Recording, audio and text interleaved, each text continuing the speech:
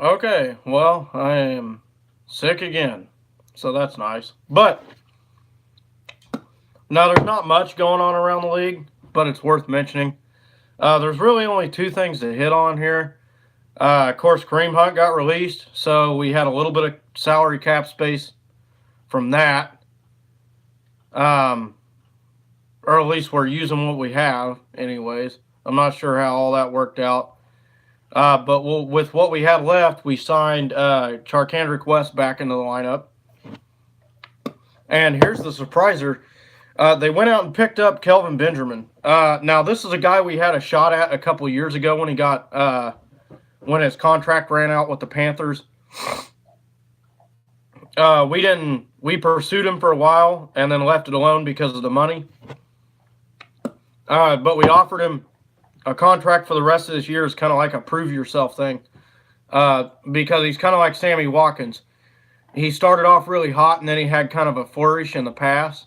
And he's coming off some injuries and everything. Now, Kansas City's not really known for tall wide receivers. They're known for little fast ones. But Kelvin Benjamin is 6'5", 245. He's a big dude. This adds a lot of depth. Why? Obviously, he's not a DeAndre Hopkins, but you look at DeAndre Hopkins, 6'4", 6'5". Some of these guys that are tall, they're tall and they get the job done. I wouldn't necessarily say this guy is faster than Travis Kelce, but big body. Kansas City's never had a big wide receiver like this. Now, this is something I hit on in the past. When this guy came out on market and him and Brandon Marshall, I was thinking, man, we got to get one of those guys. You put small, little, fast Tyreek Hill on one side and big-ass, tall guy on the other side. That's what you want in a receiving core. You want a big guy and you want a fast guy. Because worst case scenario, the big guy's a huge distraction because you can high point it to him with a guy on him and he still catch it. Because most of the corners in the game right now are 5'10", 5'11", maybe 6 foot. I mean, you're talking about a guy that has 5-6 inches on somebody. That's a lot of vertical, and that's not including what he jumps. So he came into the league in 2014. He tore his ACL somewhere in here.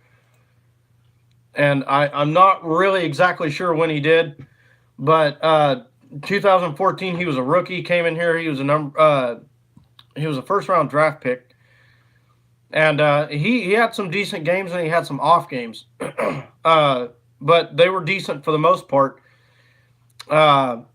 First game, 7 catches, 75 yards, 2 touchdowns. Second game, 33 yards, no touchdowns. 9 yards, no touchdowns, but then he came back. 47 yards, no touchdowns. 104 yards, no touchdowns. 24 yards, 1 touchdown. 56 yards, no touchdown. 109 yards, 1 touchdown.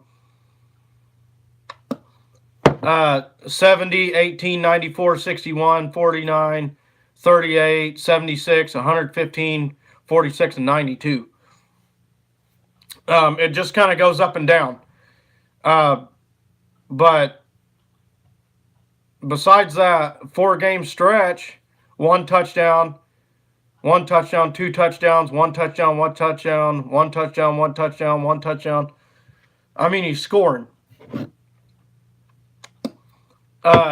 2015 must have been his ACL tear because he didn't play. 2016, kind of the same thing, up and down. He only went over 100 yards one game, but he was close most of the time.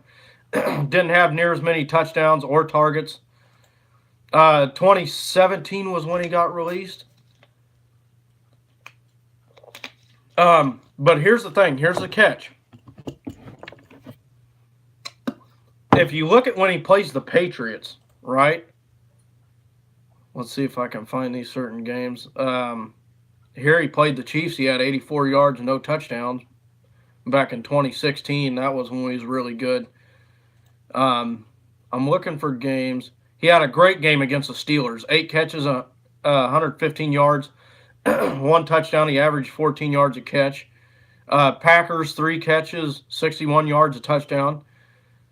These are pretty decent football teams, but if you look at when he plays the Patriots, 5 catches, 70 yards, no touchdowns. Longest was 35 yards. This is when he was playing for the Bills. When he went to New England, he had 4 catches, 104 yards, no touchdowns. But he's consistently getting around 100 yards against New England. But it seems like every time he plays the Chargers, they kind of shut him down. Now, maybe this is because he's the big man on campus, so they're like, oh, man, we got to guard this guy, So they double team. I don't know what the deal is. But as time went on, he got targeted less and less. Now, he was playing in Buffalo, so who's going to throw him the ball? Peterman, Ryan Fitzpatrick, maybe for a while. So if you look at it, Cam Newton was getting him the ball pretty decent. And, some people say he's the most overrated guy to ever come out of college. I haven't heard much about this guy since the trade in Buffalo. And like I said, in Buffalo, there's nobody throwing the ball anyways. But when Cam Newton threw him the ball, he was doing pretty well. And we got a quarterback that's better than Cam Newton. So how's this guy going to be a threat? Well, down the stretch, I could see him being a threat. If this guy proves to be a big enough threat, I think he could possibly push Sammy Watkins off the roster. Sammy Watkins, he's a great player when he's not hurt. He's been out for 6 weeks now with a sprained ankle, and he's still limited in practice. Going into the 7th week of it, we can't have that. Besides Benjamin's ACL tear, he's been pretty decent on injuries. He's never really had any. Why did Buffalo release him? Well, he's not performing. Who's throwing him the ball? Who's Buffalo's top receiver? Nobody knows. Nobody really cares either. So this guy could be a threat vertically because of his height. He plays with a lot of intensity. Goal line situations, he could be a big target because he's tall. You get him out there one-on-one with somebody. It's hard to say what we'll do with him because we've never really had a guy that's 6'5" besides Kelsey, and he's a tight end. All of our tall guys have been tight ends. We've never really had a tall wide receiver. We had Dwayne Bowe, and he was considered a big target, and he was 6'2". Sammy Watkins is 6'2". In my point, I think Sammy Watkins can really, or Kelvin Benjamin can really do some damage on our roster. We'll see how it works out. He's a young gun. He's only 27 years old. Hadn't been in the league that long. And, I think this is their way of compensating for losing, a pretty good running back. They're going to put this bigger wide receiver out there. And they're going to say, okay, well, if we can't have the big, powerful running game that we want, then we'll just take a bigger guy and stick him on the edge. And now you got to worry about this guy being one-on-one and Tyreek Hill being one-on-one and Travis Kelce being one-on-one. I mean, those 3 guys being one-on-one, these guys have the height or the speed to beat that almost every single time. So I think that's what they're shooting for. In other news, we was trying to hang on to C.J. Anderson, possibly on a last call thing and sign him at the last minute, if need be. The Raiders came in and snatched him up, probably just for the fact that we couldn't have him, even though we didn't really want him at the time.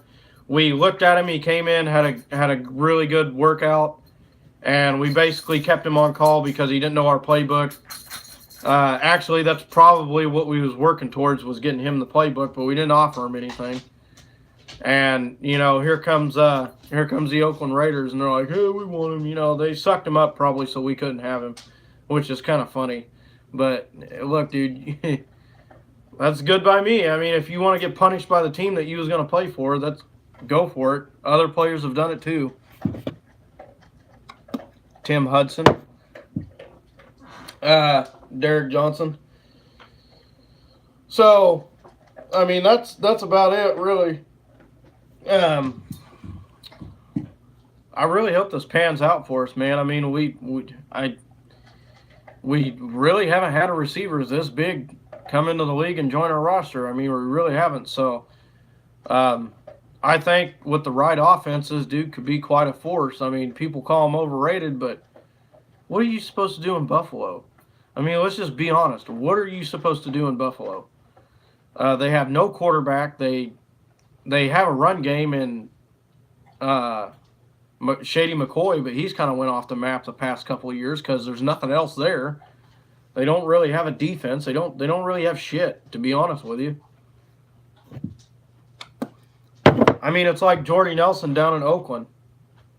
He's not doing shit either. I mean, probably the best game he had was against Kansas City, the only game he had. And our defense is playing horrible right now. But in better news, Eric Berry is now off the injured list completely. So I'm just going to go out on a limb and say he's a full practice now. He has to be because he's not on the injured list. So he has to be a full practice. So we're going to get him back. So that's a plus, especially for the Ravens. With the accuracy that Mahomes has, I think basically what Kansas City is saying right now is we're just going to keep throwing the ball all over the field, and we're going to mix in the run whenever we want. And if you want to go one-on-one with these guys, you got two options. You can either try your one-on-one and probably get beat, or you can commit a pass interference foul. Pick your poison, you know. I think that's basically what they're saying by doing what they're doing. But you know what? We're glad to have him here. I don't know if he'll get to play this Sunday because you know how pickups work, you know. And you know how Andy Reid is. He likes to work them into the system. And that Dieter kid, he's been kind of coming on. He beat his man in Oakland. And that's not saying a whole lot, but he beat him. So you never know. Maybe he's a wide receiver that's coming on. So we'll see. We'll see what happens, but we're glad to have him.